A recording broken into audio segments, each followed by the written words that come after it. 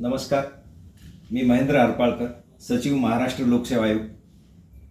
औषध निरीक्षक गट ब अन्न आणि औषध प्रशासन या संवर्गाच्या 154 पदांकरता दिनांक 22 मार्च 2026 रोजी चाळणी परीक्षा राज्यातील 6 विभागीय मुख्यालयाच्या ठिकाणी ऑफलाईन पद्धतीने घेण्यात आली होती.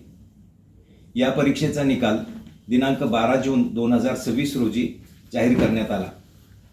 त्यानंतर दिनांक 1 जुलै ते 22 जुलै या कालावधीमध्ये पात्र असलेल्या 488 इतक्या उमेदवारांच्या मुलाखती घेण्यात आल्या आणि मुलाखतीच्या शेवटच्या दिवशी म्हणजे दिनांक 22 जुलै 2026 रोजी सायंकाळी पात्र गुणवत्ताधारक उमेदवारांची सर्वसाधारण तात्पुरती गुणवत्ता यादी आयोगाच्या संकेतस्थळावर प्रसिद्ध करण्यात आली. त्यानंतर दिनांक 21 जुलै रोजी एका गौरव पाटील नावाच्या ईमेल आय डीवरून दिनांक 22 मार्च 2026 रोजी जी परीक्षा झालेली होती त्या परीक्षेमधील प्रश्नपत्रिका फुटली असल्याबाबत व तिचा लाभ एका उमेदवाराला झाला असल्याबाबतची तक्रार आयोगाच्या कार्यालयाला प्राप्त झाली होती. त्या अनुषंगाने सरळ तक्रार मोघम आणि पुरावे नसल्यामुळे त्या तक्रारदाराला ईमेलद्वारे अधिकचे पुरावे सादर करण्यासाठी सूचित करण्यात आले होते.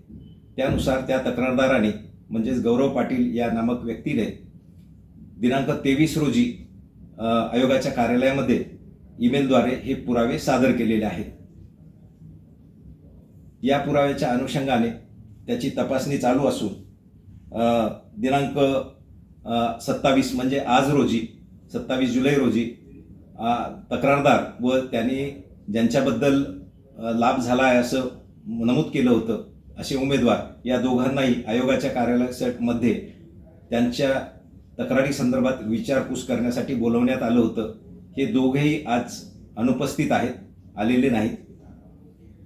दरम्यान काल संध्याकाळच्या ईमेलद्वारे जो आज सकाळी प्राप्त झाला त्याच्यामध्ये जे तक्रारदार आहे त्यांनी ही तक्रार त्याचा एक मित्र ऋषिकेश गांगर्डे याने भ्रम फैलवण्यासाठी केलेली असून तो स्वतः गांगर्डे हा उत्तीर्ण झालेला नाही.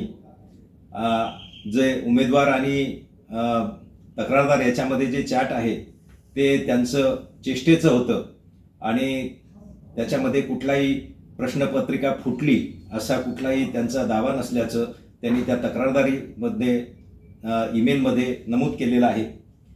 आयोगाने हे सर्व प्रकरणं अत्यंत गांभीर्याने घेतलेलं असून संबंधित तक्रारदार यांनी सादर केलेले पुरावे, उमेदवार यांनी सादर केलेले त्याचे म्हणणे या सर्व प्रकरणामध्ये इतरही काही तक्रारदार अथवा उमेदवार ज्यांचे नावं या तक्रारीमध्ये आहेत त्यांनी निवेदनं ईमेलद्वारे सादर केलेले आहेत.